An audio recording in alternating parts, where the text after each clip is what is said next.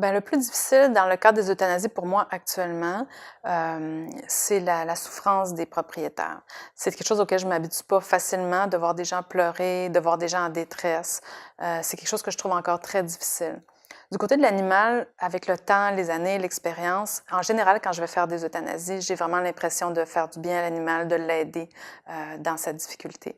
Par contre, des clients très tristes, très émotifs, encore plus les gens qui sont seuls, qui n'ont pas de soutien, puis que je sais qu'ils vont rentrer à la maison sans avoir leur animal qui est présent avec eux, qui vivent la solitude, ça me bouleverse encore beaucoup. Puis c'est pas rare que j'ai l'œil humide là, en sortant d'une salle après avoir euthanasié un animal.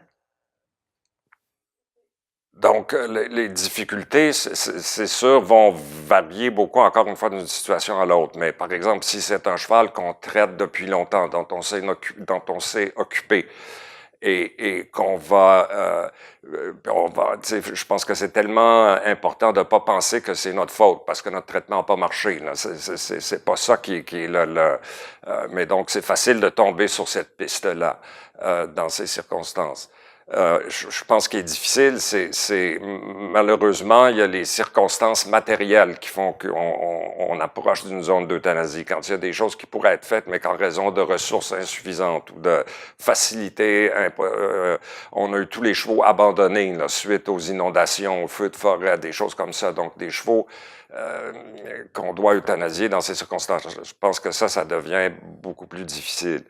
Puis il y a une chose qu'il faut jamais oublier, là, puis que les gens oublient, que les clients oublient. On aimerait tous que nos animaux vivent aussi longtemps que nous, là.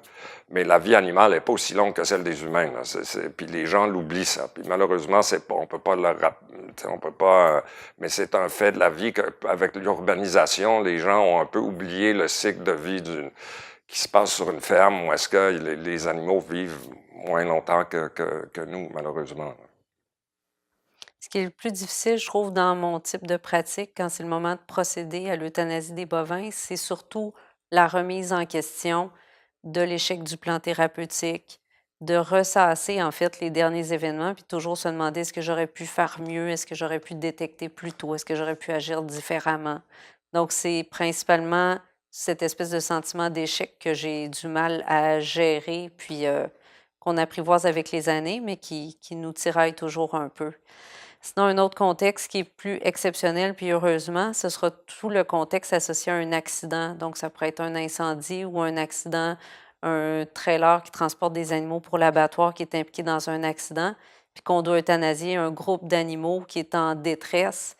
Donc, le fait de le faire sur plusieurs animaux dans un court laps de temps, sur le coup, on fait ce qu'on a à faire, mais par la suite, en repassant les événements, ça peut être quelque chose de relativement choquant là, à gérer.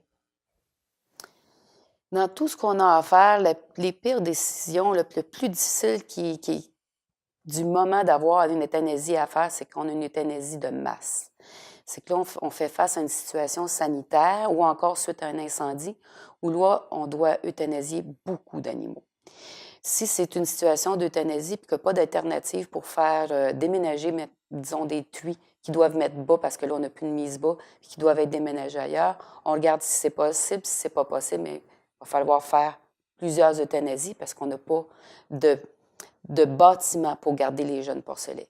Si c'est une condition sanitaire, et là, il faut penser pourquoi on les euthanasie. Il faut l'expliquer aussi à l'équipe. Il faut expliquer à l'équipe que là, pendant les 3-4 prochaines semaines, tous les porcelets qui vont arriver au monde, on les euthanasie. Parce que ces porcelets-là vont être malades de toute façon parce que l'immunité ne sera pas transférée encore de la mère au porcelet. Ils vont être malades, puis ils vont mourir. Une fois que ça, tout le concept est compris, on peut passer. Mais il faut trouver les personnes clés, il faut se monter des équipes. Puis ce n'est pas toutes les personnes qu'on a besoin dans l'équipe parce qu'il y a d'autres choses à faire dans la ferme, mais c'est de trouver les personnes clés puis de les encadrer. Fait qu'il faut vraiment expliquer pourquoi là on le fait. Puis pour nous autres, là, c'est aussi de supporter, d'être au courant, puis parfois même de rester sur place pour leur aider. Fait qu'une fois qu'on le comprend, ça passe toujours mieux. Mais c'est pas simple. Puis il faut penser aussi par rapport au propriétaire quand on lui dit, regarde, c'est ça la solution. Il y a un aspect financier à ça. Là. Pendant soit ce lot-là ou soit pendant quelques semaines, c'est beaucoup de pertes financières qui ne seront pas compensées par rien. Quand on arrive là, c'est un sujet là, où on a pensé à toutes les alternatives avant d'en discuter.